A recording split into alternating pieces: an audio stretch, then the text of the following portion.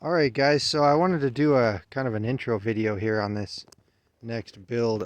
Actually my brother-in-law is doing it for my niece as her first pickup, and they already got it pretty well painted and everything.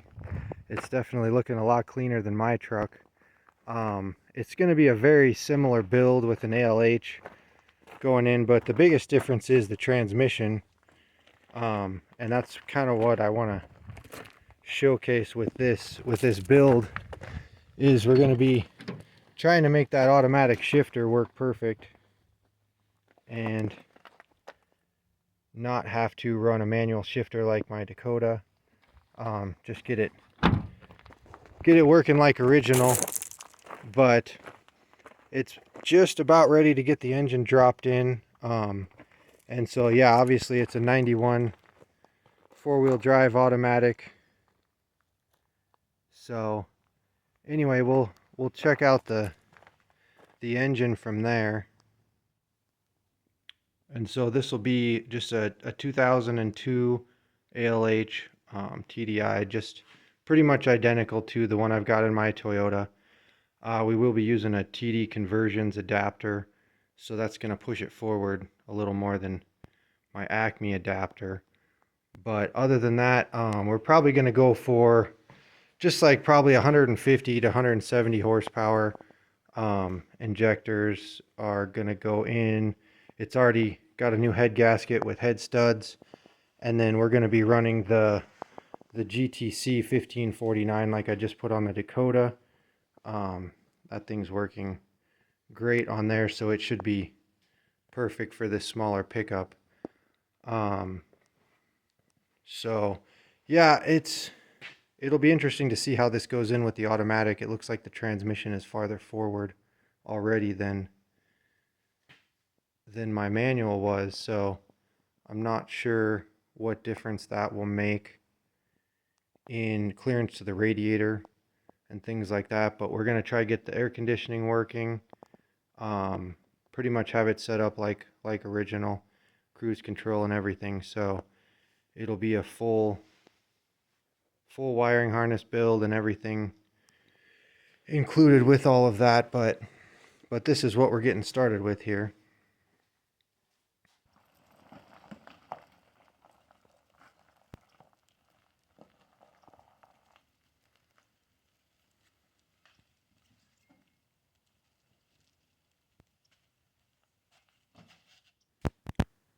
Alright, so fast forward a couple of weeks here, and we've got the engine set in. Got the TD conversions adapter plate there in place. I believe we have it set. This is all different, these new adapter plates. They've got marking. I believe it's the B and the 1 that clocks this thing just about like factory.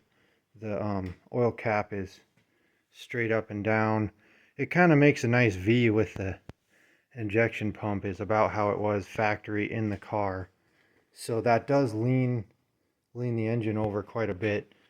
But that's, like I say, that's how it was in the car. So it does actually fit really well in the Toyota like that. But I can't believe the difference in this transmission along with the adapter plate being so much forward from how mine is in my Toyota. If you watched any of my videos on the same truck build, with the manual transmission, it's farther back in the tunnel there, and then I only have a 3/4 inch thick plate instead of 2 inches, and my vacuum pump was touching the firewall. I ended up just massaging the firewall back maybe 1/2 inch, so I just have enough clearance to get that vacuum pump out. But this thing has got a ton of room behind it. It's going to be super easy to get to everything. And then just looking at clearances here, I wasn't able to use the factory motor mount on this side because the AC compressor would have been right there on top of it, being almost 3 inches behind this one. Maybe only 2 inches, but either way, it looks like we're going to be able to leave everything in factory location and use the factory mounts. And then underneath there is just about, I guess it's kind of hard to say exactly, but it's about 1/2 to 3/4 of an inch of clearance to the differential. So I'll have to see. It might be worth leaning it over a little bit more, but it gets a little tricky because each way you go, leaning it farther to the passenger side is going to put the AC compressor closer to the motor mount. So it's kind of a give and take. There's a real nice happy spot where this ALH likes to fit in these Toyotas with all the factory accessories going on. So anyway, we're gonna have to see.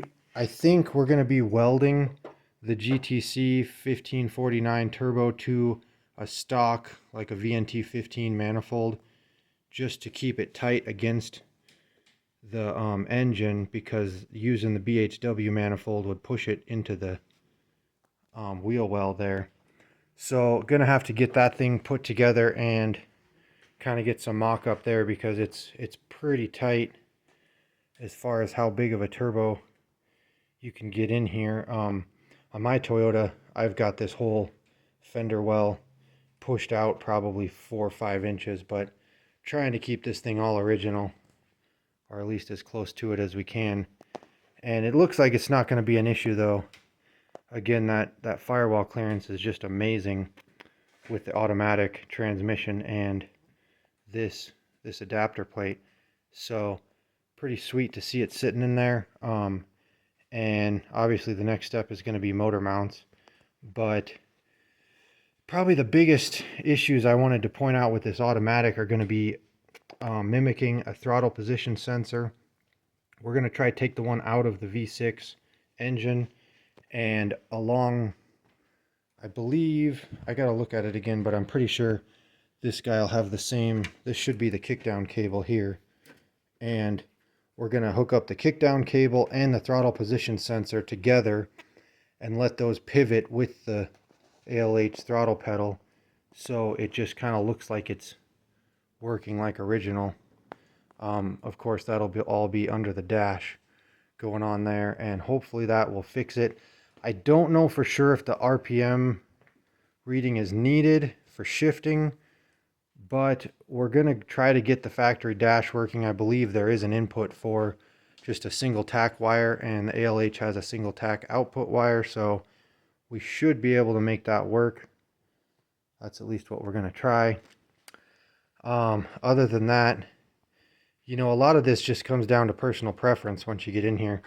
I might do it differently than my brother-in-law, but at the end of the day, as long as the hoses get to where they need to go, the exact routing or location isn't too critical. So just going to kind of run you through this as he gets going on it. I'm mostly just here for moral support, so we'll see how he puts this thing together and what it looks like compared to mine, but it's pretty sweet seeing it sitting here. So anyway, I'm probably going to cap it off here and wait till some more gets done, and then continue on the build and get you guys some more videos. But thanks for watching.